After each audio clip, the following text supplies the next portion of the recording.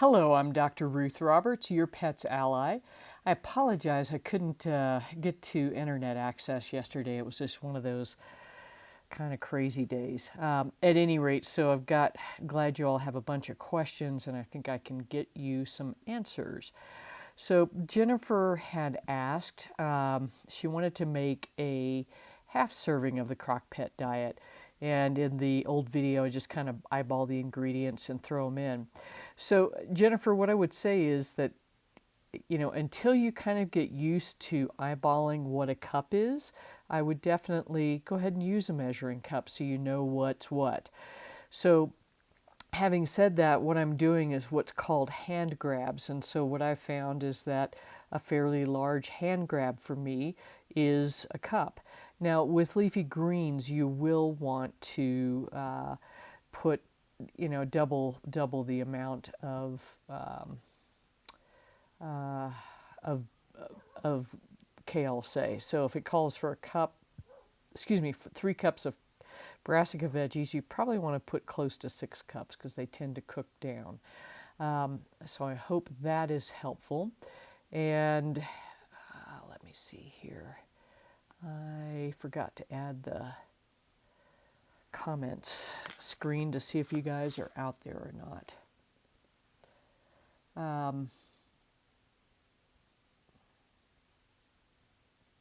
There we go. Got that one up. All right, awesome. So thanks. Hope that is helpful to you.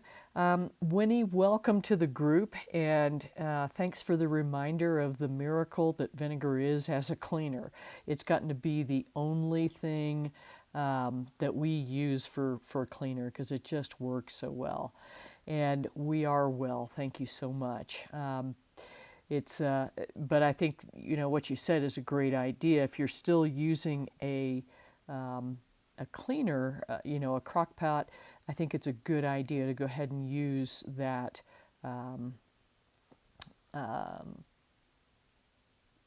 Sorry, my brain is a little slow today. Go ahead and use that vinegar to kind of clean things out. It really does make a big difference. In April, did you get any of that snow? We just actually left Utah. We were in Moab, and so we traveled south. So I think everybody else got dumped on, but you may or may not have gotten some of that because you're far enough north. Let's see. So May was asking about, I don't have quite enough oil to do all of the batches I'm doing. So if you're in a pinch, just use what you've got. Mix them up if you need to. The goal is to do 90% of the diet, 90% of the time do the diet as sort of written out in the recipes. But it's it's okay. I mean, if you're like, oh crud, I don't have enough grapeseed oil, then just mix together what you've got. It's all good. And then the other thing you had asked about with big multi-batch cooking, how do you carry off rotation? And so when I had the 10 pets to cook for, we would do a batch of beef, a pan of pork, a pan of beef, and a pan of turkey, and then kind of swap things over. Now, what we did after we cooked it and mixed it all up was we put it in these containers, right? And so we would label the containers with whatever the protein source was. So we used a container of beef, the next one we grab might be pork, and so on and so forth. So I hope that makes sense. And April, good, no snow, but you're freezing. It's like winter came in all of a sudden on October 1st. I think in Montana they got just hammered with snow, so and Wyoming as well. Kay was mentioning a ring of fat at the top of the containers, and this is completely normal. So we're so used to having all of our foods, soups, everything with gums in them, and the gums are in there because it makes things homogenize. So have you noticed, like with most commercial salad dressings, you shake them up and they're good, like they're still mixed together for quite some time? The reason is the gums. That makes it homogenizes the fat and the liquid, the vinegar portion, and water, whatever else they've got in there. So this, this is normal, and as somebody else suggested, just kind of mix it up, and that's okay. You're going to add a little bit of warm water to take the chill off, but if you just kind of mix it up, I think you'll be in good shape. And the thing with gums is that, I think I can't tolerate them personally. They're really tough on my GI tract, and I think that they're the cause of a lot of GI discomfort. There are some early papers coming out saying this, but it's just not a generally well-known thing. So this is yet another reason to make your own food. If you look at most commercial canned foods and a lot of the Chubs and things of that nature, you'll notice that most of them do use gums. And then somebody was asking about daikon, and it's an interesting radish. So it's a Japanese one, and it's considered to be very important, especially in macrobiotic type diet. It is generally quite mild, but do taste it first. It is going to help resolve stagnation to some degree.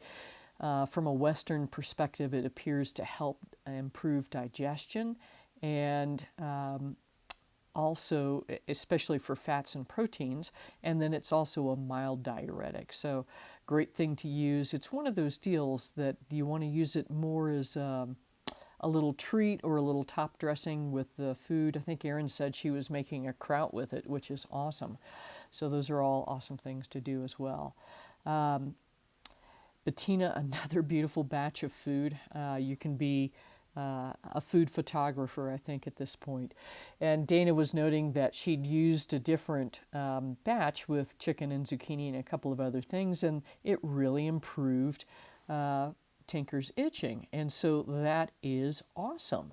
And Dana, what I would encourage you to do is to keep a notebook. So you know, hey, this was great, this was much better, or wow, this batch made it much worse. And that's going to give you an idea about what you need to avoid. The most likely culprit is the protein. So if you were feeding beef before and now you're feeding chicken and things are a lot better, probably beef. So what I would say is try a small amount of beef. And I hate to say it, but sometimes this is the way science works. See if it makes her itchy again or not. If it does, there you've got the culprit. If it doesn't, then it was something else in that previous batch. And good to see you, Terry, and you as well, Susan. So we've got literally an international broadcast going on. So that's all fun stuff. Let's see, what else do we have here? May also asked how much water to use. If you're cooking the grain separately, then 2 cups should be okay. But, again, for Michael, for his baby, she likes the texture a lot soupier, so he adds more water. So I think you need to look at how's it look, and then also what your pet likes. So if you need to add a little bit more water, that's okay. And then just watch their weight so that you now have a nutrient diluted recipe, and just make sure they're not dropping weight. If weight's not an issue, no worry. If it is, then just add a little bit more volume, if that makes any sense. And Sabine, great that you figured out that your kids do better with grains.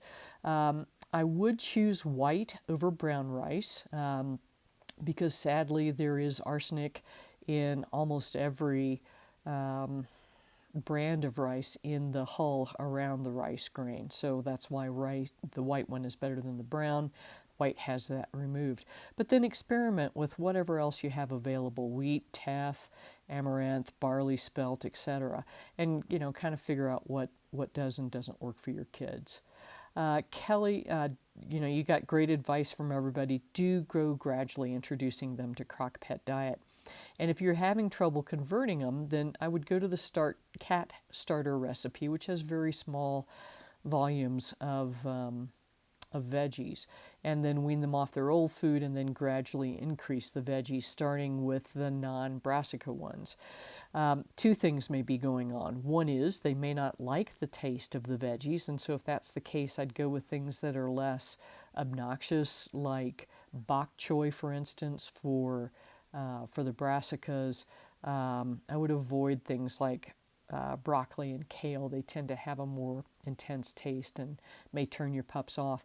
And then the other thing to remember is that if they have been eating a low fiber food and all of a sudden they are eating a high fiber food, that can create some super uncomfortable gas. So in that case, what I would do is don't pitch the batch out, but use it half and half with your current food, and then just start with a new batch next time around that's got less veggies in it, and kind of gradually work your way up. Let's see. So I hope that was helpful, Kelly. Kathy was asking about baths and a couple of other things. So, it's like, God, we can just make such a big deal out of everything. The key is to not get soap in the eyes. So when I finished veterinary school, they're like, yeah, put ointment in the eyes to protect them. Well, what we were doing was actually just keeping the soap in the eyes longer so it could do more damage because it couldn't get away from the petroleum jelly. I don't typically put cotton balls in ears. What I tend to do is just use a small amount of soap on the face, clean really well, and take as much off as you can with a washcloth. And then when you're rinsing off, then just lift the head up in the air like this and gently, turn your water flow down really low and make sure it's going this way. Doing this, you can make sure that the water, A, is not going in the eyes, and B, you can direct the flow away from the ears.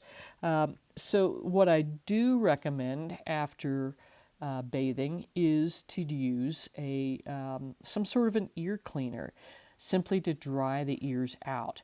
Now, that can be as simple as alcohol vinegar solution I've used for years. And so literally you would take a pint of rubbing alcohol, pitch 25% of it, and fill that up with apple cider vinegar, or frankly, the alcohol is going to kill the mother or the active ingredients, but it has other anti-inflammatory components. So fill the bottle back up with apple cider vinegar, mix it up, and then a few drops into each ears, massage, let them shake their heads, and then take a cotton ball.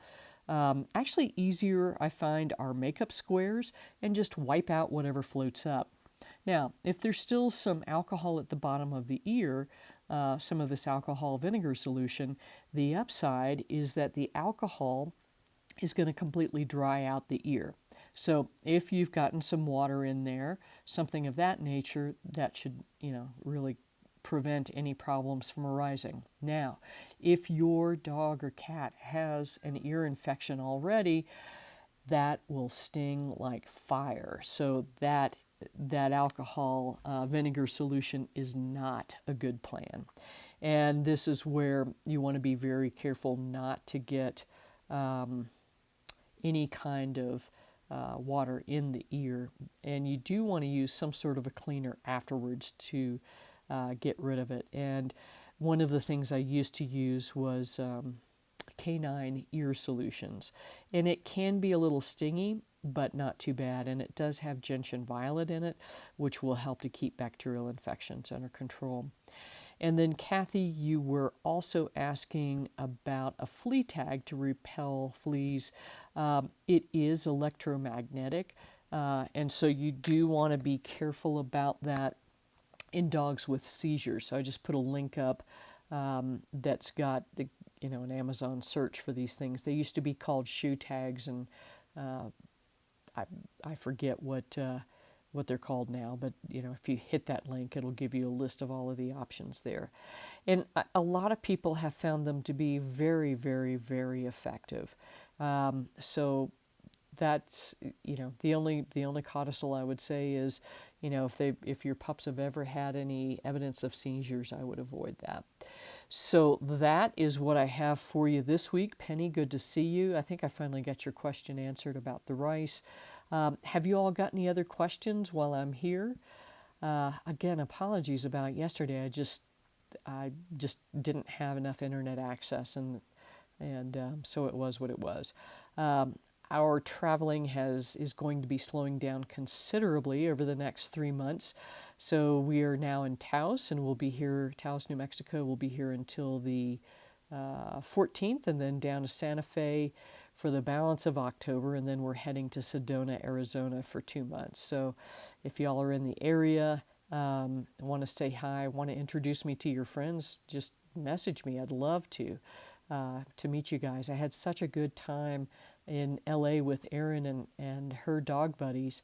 That it was just so much fun. So that's part of what I miss of practice, is actually getting to be meeting and greeting and live and all that good stuff. So that's what I have for you today. If you've got any other questions, throw them up there right quick. Otherwise, I will see you next week. And until then, remember, your pet's best health starts in the bowl. Take good care.